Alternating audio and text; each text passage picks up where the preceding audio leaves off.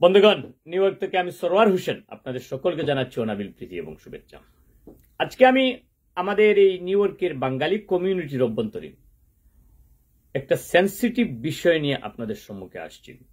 বলতে হবে যে আমি একটু অনেক চিন্তা করে অনেকটা সাহস অর্জন করে তারপরে এসেছি। কেহ আমার এই আজকের বয়ানটাকে কেহ অন্য কোনো খারাপ দৃষ্টিতে দেখবেন না। আসলে আমি সহ্য করতে পারছি না।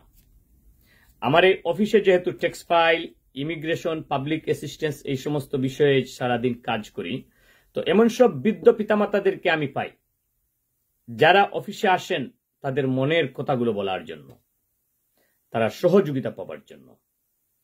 আমি বলি যে আমেরিকায় এসে সন্তানদের কাছে কেন একজন বৃদ্ধ পিতামাতা সম্মানের দিক দিয়ে নিগৃহীত হবেন, আদর আহ্লাদের দিক দিয়ে নিগৃহীত হবেন, বঞ্চনার শিকার হবেন? কেন একজন পুত্রবধূর কাছ থেকে একজন বৃদ্ধ পিতামাতা অনুরূপ আচরণের শিকার হবেন? কেবলমাত্র পুত্রবধূ আর শাশুড়ি আর শ্বশুর নন, ছেলেরা তাদের মা বাবার সঙ্গে বেয়াদবি করছে, মেয়েরাও একইভাবে তাদের মা বাবার সঙ্গে বেয়াদবি করছে। মেয়ে বাবাকে ঘর থেকে বের করে দিয়েছে, ছেলে মা বাবাকে একসঙ্গে ঘর থেকে বের করে দিয়েছে। আমার কাছে এ ধরনের অনেক ঘটনা। এই বিষয়টুকু বলা জরুরি। এটা যদি চলতেই থাকে তাহলে আমাদের পিতামাতারা ইতিমধ্যে নিউ ইয়র্কের বৃদ্ধাশ্রমগুলোতে টাই করে নিচ্ছে এবং দিনে দিনে এটার হার বাড়তেই থাকবে। একসময় মানবজাতি কাপড় পরতো না। যেদিন থেকে তারা অনুধাবন করতে শিখেছে যে কাপড় না পরলে লজ্জা, সেদিন থেকে কাপড় পরতে স্বাচ্ছন্দ্য অনুভব করেছে, এটার প্রয়োজনীয়তা অনুভব করেছে। আর আপন জন্মদাতা জন্মদাত্রী পিতামাতার সঙ্গে বেয়াদবি, তাদেরকে বঞ্চনার শিকার করা, তাদেরকে নিগ্রহের শিকার করা, এটা যে পৃথিবীর সবচেয়ে বড় লজ্জা, সবচেয়ে বড় করুণতম ঘটনা, এটা যদি আমরা অনুধাবন করতে না পারি, যে ছেলে অনুধাবন করতে পারবে না, যে মেয়ে অনুধাবন করতে পারবে না, যে পুত্রবধূ অনুধাবন করতে পারবে না, সে মানুষ নয়, সে পশুর সমান। আমার কথাগুলো একটু খারাপ লাগছে? আমি কাউকে শিক্ষা দেওয়ার জন্য বলছি না, আমার অনুভূতিটা শুধু প্রকাশ করছি।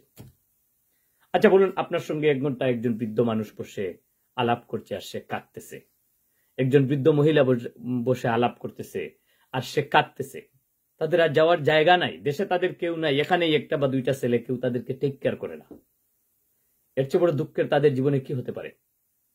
আজ থেকে কয়েকদিন পূর্বে আমি একটু লেট নাইটে বাসায় গিয়েছি। আমি রাত্রিবেলা কেবলমাত্র সামান্য কিছু ভাত অথবা এর সঙ্গে সামান্য সবজি দিয়ে খাই, আদারওয়াইজ ভাত না খেলেও চলে।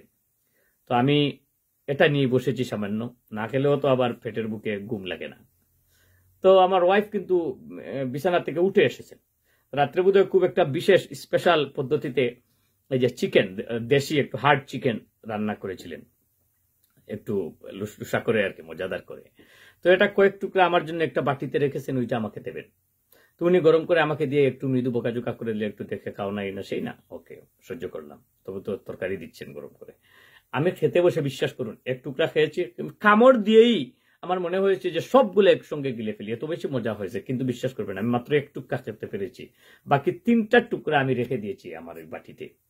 আমার মনে হয়েছে আমার আম্মা সকালে ঘুম থেকে উঠবেন, আমি প্রথমে গিয়ে খুঁজ নিয়েছি, ফ্রিজে দেখছি আর নাই ওই তরকারিটা, কিন্তু এত বেশি মজা হয়েছে।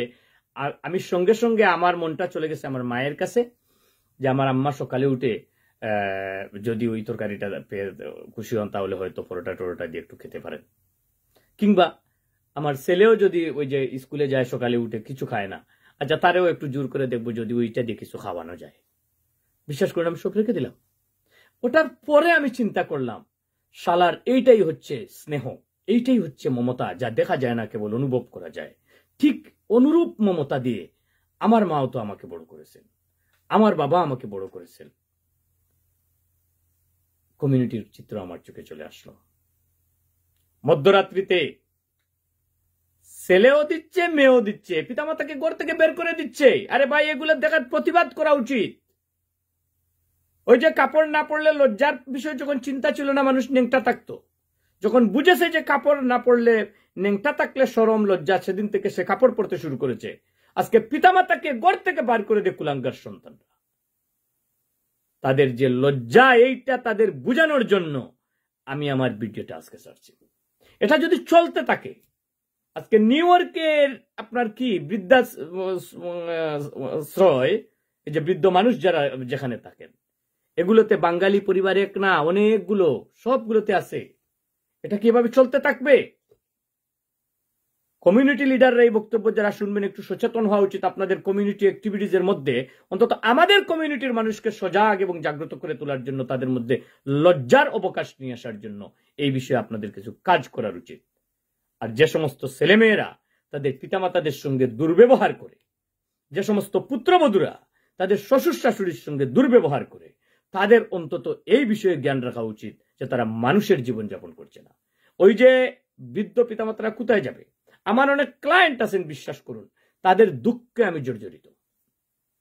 তাদের কাজ আমি ফ্রি করে দেই, কারণ এখানে তাদের ছেলেরা থেকেও নাই, কারো মেয়ের থেকেও নাই।